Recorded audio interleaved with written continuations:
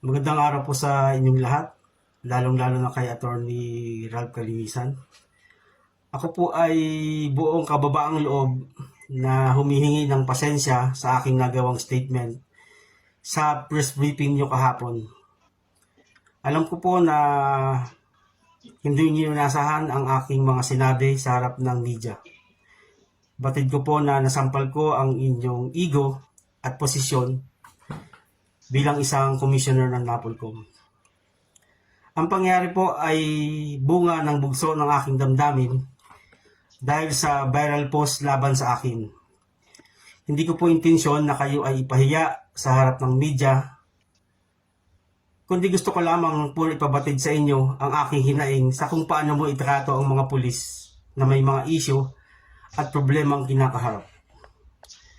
Ako po ay kasama sa advokasya na ipatupad ang agarang disciplinary action laban sa mga pulis na inaakusahan ng paglabag sa anumang pulisiya at anumang batas sa ilalim ng Republika ng Pilipinas. Hindi pa ako sumasang-ayon sa paraan ng iyong pagdidisiplina sa aming hanay.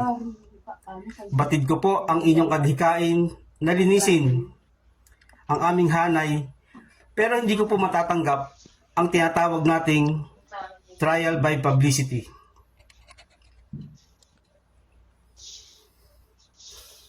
Na inyong ginagawa. Bilang isang pulis, sa akin pong pagkakaalam, wala pong pulisiya ang NAPOLCOM na kailangan mo munang iharap sa media o paratangan Kaibigan mismo. ng kung anong mga issue ang mga pulis na katulad ko naharap sa investigasyon. Sariling brand. Ang pagharap sa media Hindi ko na upang matandaan. ipahiya sa publiko ang isang pulis ay paglabag Meron nun sa saligang siya. batas at hindi katanggap-tanggap sa umiiral na prinsipyo ng due process.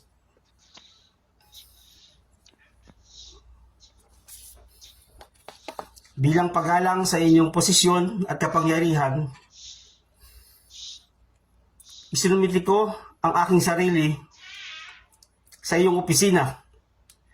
Sa kabila ng pagmumura mo sa akin sa punto pa lamang ng aking pagdating sa iyong opisina. Tinanggap ko ang lahat ng iyon bilang respeto sa iyo at sa buong kapulisan. Kung ako man ay nagkamali, may mga nalabag na batas at pulisiya ng PNP, ako po ay buong pusong isusumite ang aking sarili sa tamang forum at disciplinary body, pero hindi sa mapanghusgang pagpaparatang at paghaharap sa social media o mainstream media man, sapagkat hindi umiiral ang mga panuntunan sa tamang proseso ng investigasyon o pag-aakusa sa isang akusado. Alam ko po, sir, na kayo ay isang abogado at alam ninyo ang mga technicalities sa namang investigasyon, maging ito man ay administratibo, kriminal, o sibil. Pero walang technicalities sa paghaharap sa mainstream media o social media, kundi lahat ay pawang emosyon at opinion lamang, depende sa kung saan ka papanig ng partido. Ang kapulisan po ay sawang-sawa na sa iyong estilo ng liderato. Pumapalag na ang karamihan sa tinatawag nating trial by publicity. Marami pong pulis na gustong lumaban sa inyo pero walang lakas ng loob kasi may mga binubuhay na pamilya at pinapangalagaang reputasyon. Matagal na po akong tumutulong, sir, sa ilang kapulisan upang harapin ang anumang kasong administratibo, sibil o kriminal man. Sa mga pulis na natulungan ko, patuloy akong maninindigan sa inyong kapakanan kung nalalabag na ang ating karapatan. Hindi ako Hindi ako manghihinayang na itaya ang serbisyo ko kung nakikita ko na ganito ang paraan at proseso ng pagdisiplina ni NAPOLCOM Commissioner.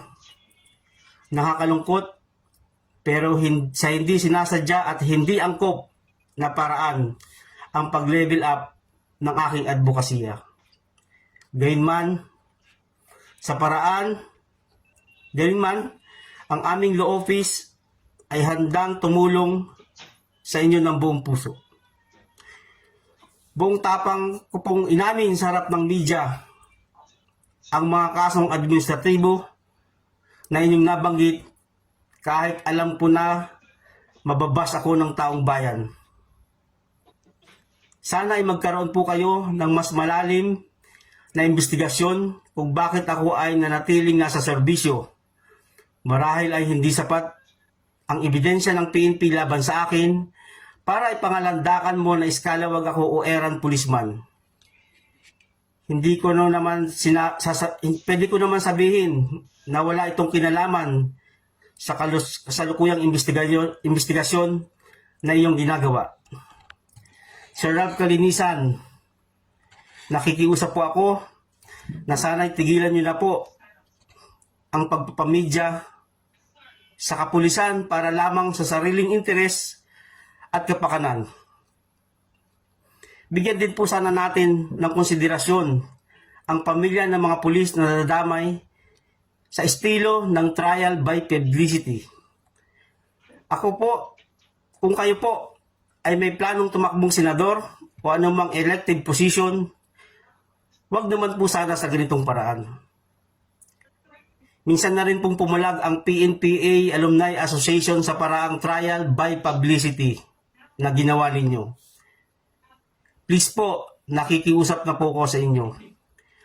Kay Barangay Captain Pakaira ng Lower Bikutan, considering na patong-patong na ang kaso ng inyong kababayan at driver, sana po ay huwag naman na ninyong pagbanehuhin yan sapagkat